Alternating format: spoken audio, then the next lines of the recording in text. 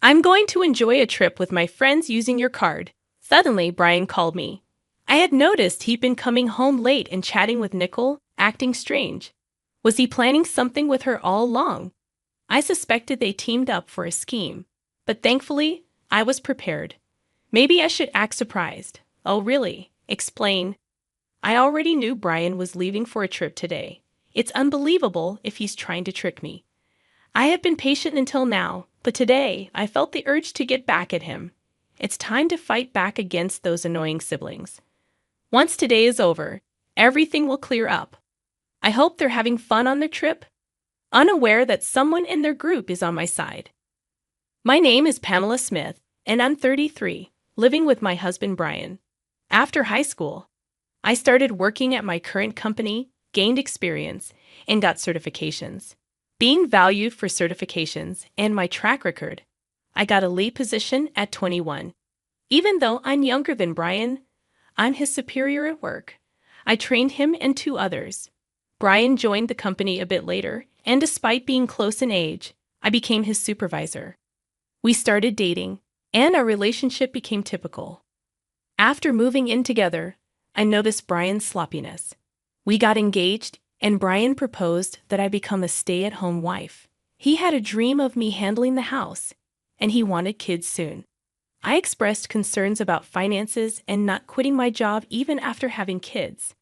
I understand the idea of buying a house, but it bothers me that you earn more than me. Still, I want our house. I was thinking of getting one right after our wedding, but that might be tough. Since I already earn more, how about we manage the wedding and the house for now and think about kids later? We can decide what to do about my job then. All right, let's do that. Honestly, I didn't want to quit my job, but I felt like suggesting this. Otherwise, Brian might keep demanding. Before our wedding, we had an engagement party with both families. Brian's sister Nicole was away on a trip, so I met her for the first time at the wedding. She entered the waiting room without knocking, looked me up and down and said, "So this is who Brian chose. A bit plain compared to his past choices, huh? I'm Pamela. Nice to meet you, Nicole." She waved her hand and left the room, leaving me stunned by her upfront attitude. Turns out, this sister-in-law is quite the character. Later, I greeted my sister-in-law's husband, and he seemed like a decent guy. The ceremony went smoothly, and after touring our new home, Brian and I bought the house we both liked. I thought things would get busy, so I put more energy into my work. On a seemingly ordinary day off, the doorbell suddenly rang. Since I was occupied, Brian answered it. He came back chatting and laughing. It turned out my sister-in-law had dropped by. "Hey there, Pamela. Brian's doing pretty well, huh? Owning such a big house. Good for him. After all, he's my little brother, right? I've been working hard. Make yourself at home, Pamela. Don't we have some snacks or something? My sister's here, so hurry up." I felt something was off with Brian's behavior. He started acting all high and mighty because his sister was here, probably telling her he bought the house himself. I chipped in for the down payment and contributed to paying the mortgage, but Brian really wanted his name on the title. Despite us living together, I thought it didn't matter whose name was on it. However, the way he explained it to his sister bothered me. I decided not to make a scene and held my tongue. "Here's some snacks. Brian works really hard, you know." Why does Pamela sound so bossy? Well, I am Brian's supervisor at work. Oh, did I not mention that? When I started the job, Pamela was already a manager. She began working right after dropping out of high school. It couldn't be helped. If it were me, I'd surpass her in no time. "Wait, you dropped out of high school? You look serious, yet you're less accomplished than me. Is there a problem?" "Not really, but since he didn't graduate, and I'm your sister-in-law, I can ask you for anything, right?"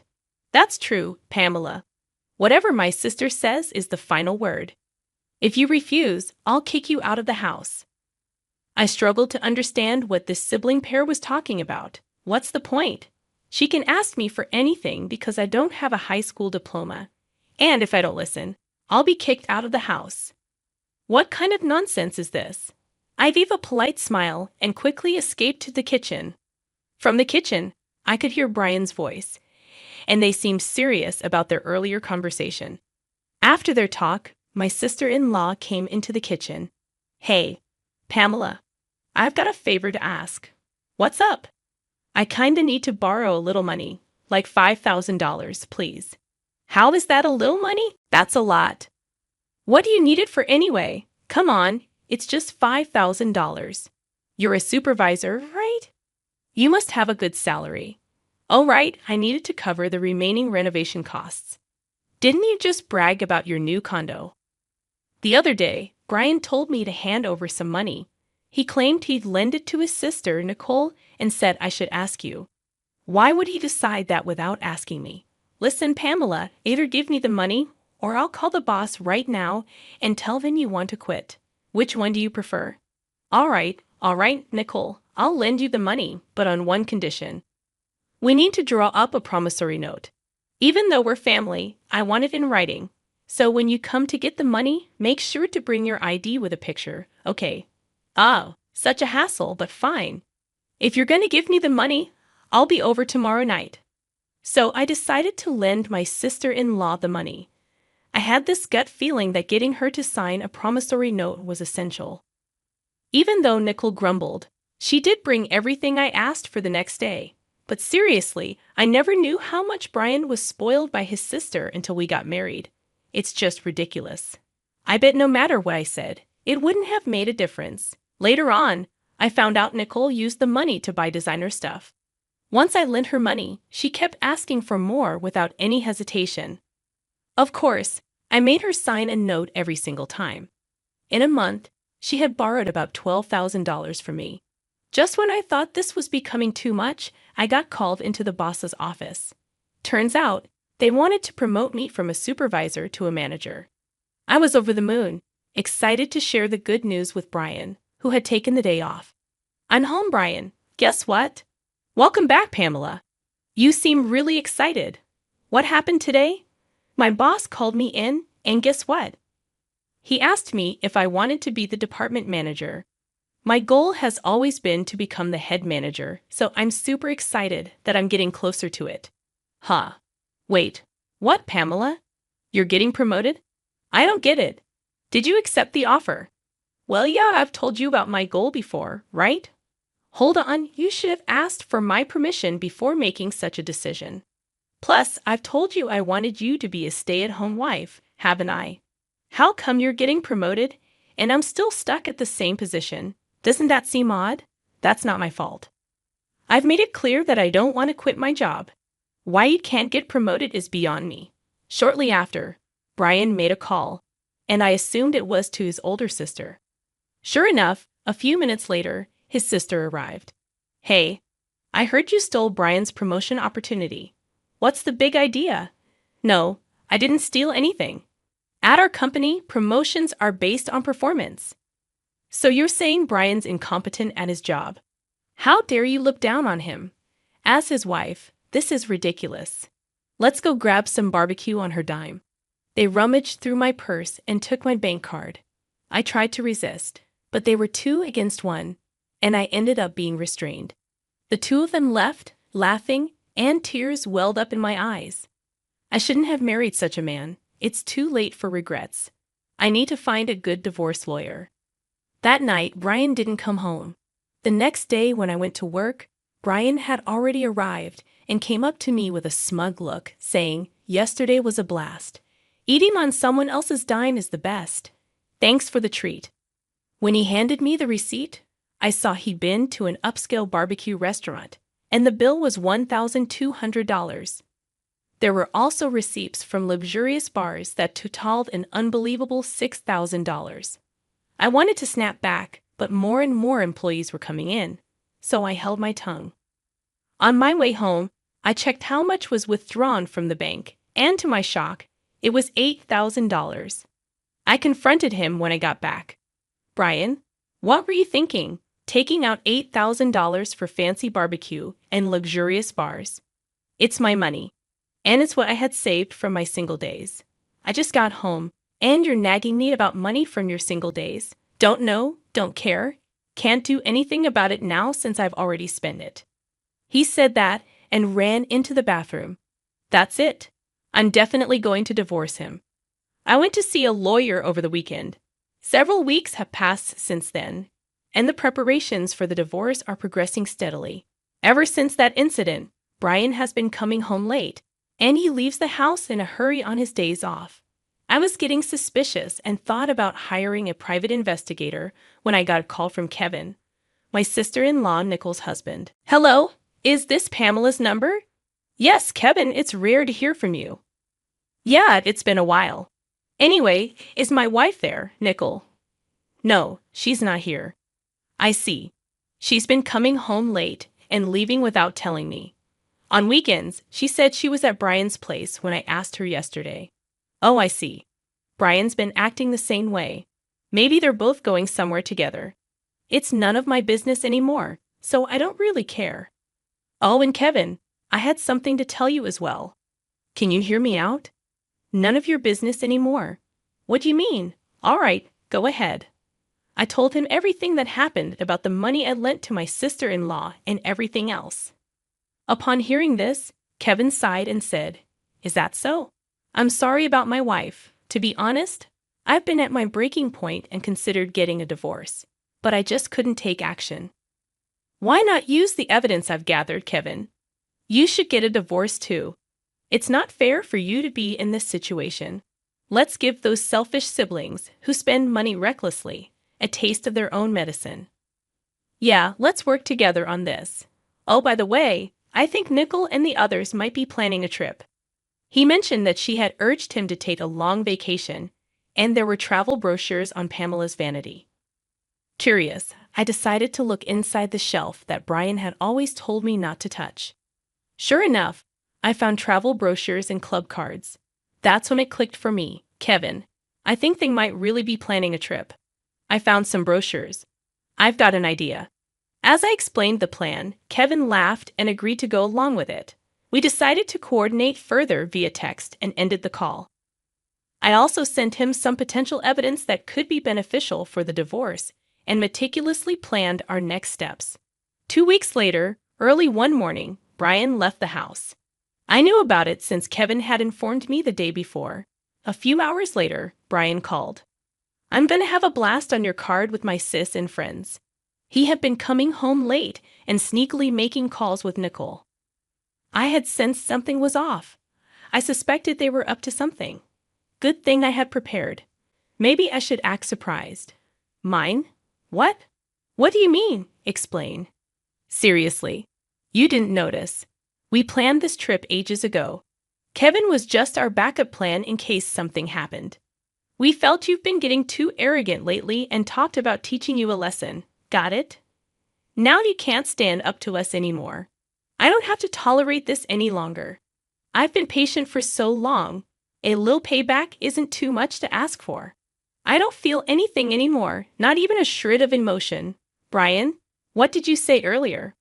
I told you about your debit card, right? Huh? I have my card in my wallet, though. What? What are you talking about? Because here it is. Wait, what the heck is this? You just noticed? Slow on the uptake, huh? Didn't you take my old gym membership card from the fitness club I used to go to? It's the same color and same stiffness. Oh my God, it does say fitness club. But I swear when I checked it, it was definitely a debit card. Are you sure you didn't just mix them up? Hey, I heard everything because you're on speaker. What's going on? Brian brought a fitness membership card. I'm sure I saw my debit card. Ah, so it was a scheme by Nicole and Brian, huh? I'm so disappointed. Actually, last night I switched the debit card with the membership card. Seems like you didn't check this morning and just went with it. What? Dude, what the heck are you playing at? No, I should be the one asking that, Brian. Tough break, huh? Don't get too cocky just because you're my stepsister. Got it? You'll remember this when we get back. I've got gifts waiting for both of you when you come back.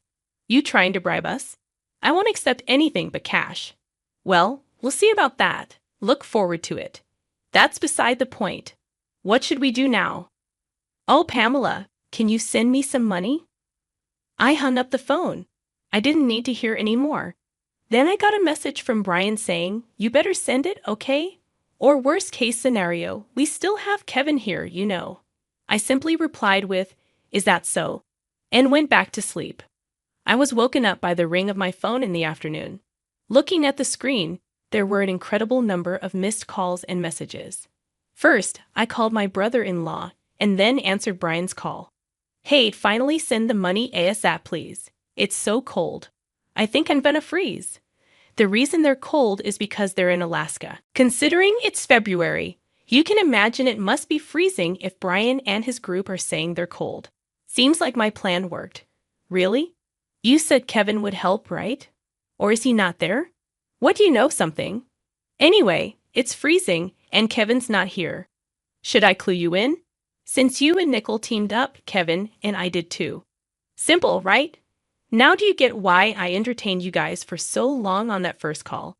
To buy time, and Kevin, he hopped on another plane and is coming back here. I hung up once I got word he boarded the plane. Got it? What's your deal with my husband, huh?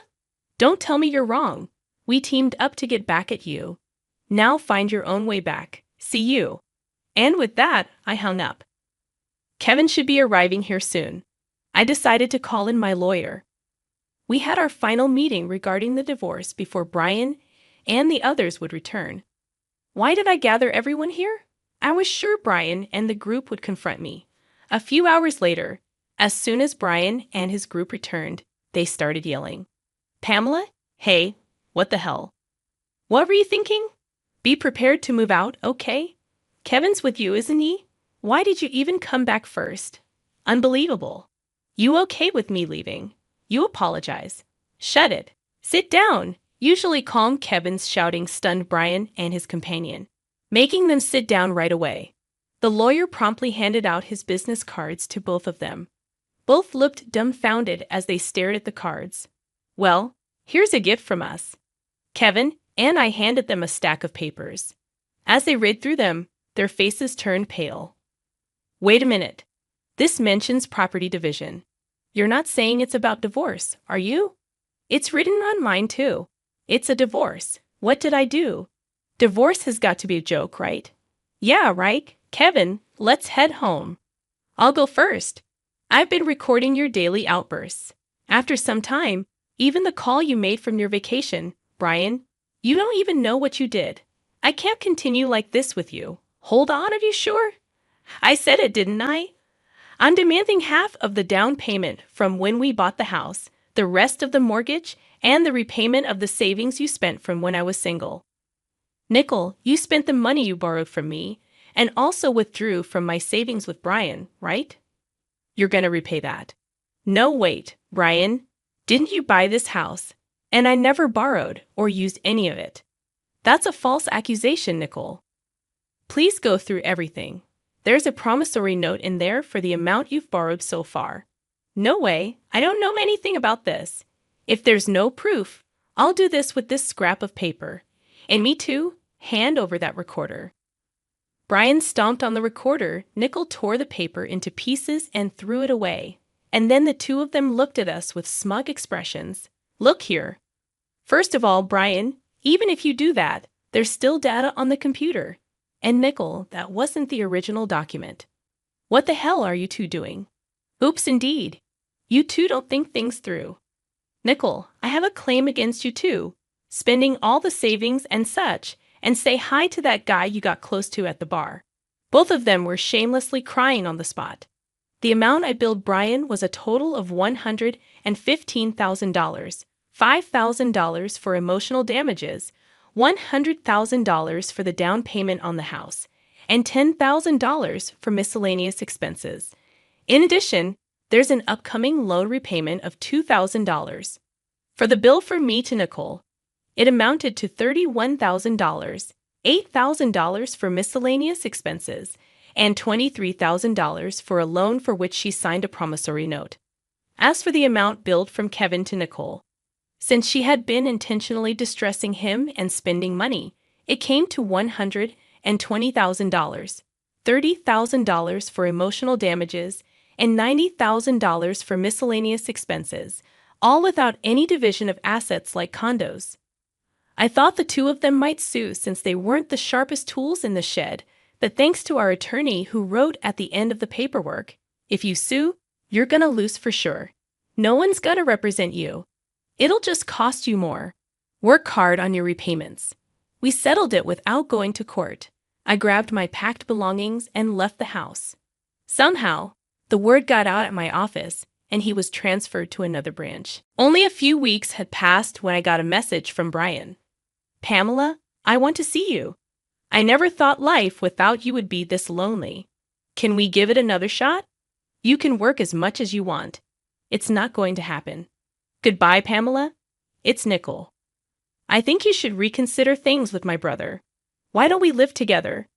Maybe there's been some misunderstanding between us. I believe things will be better. Nicole, it's not gonna happen. I'm sorry. Goodbye. They begged, but I ignored them and blocked their contacts. It seems Kevin got a similar call, but turned it down and blocked them too. Sometime later, when I passed by my old house in a taxi, I saw it was already up for sale. Since the repayment was done in one go, and I'd blocked all communications, I have no idea how they're doing now. As for me, I moved out and bought a condo. Work's been going well, and my boss recently told me that I've been promoted to regional director, a position I've always aimed for. I've also been out to eat with Kevin a few times. He's a bit older, but we click, and our conversations flow easily. Things feel just right now between us, and we think alike. Life's been good since the divorce. I'm glad I got divorced. What happened between me and Kevin after that is a story for another time.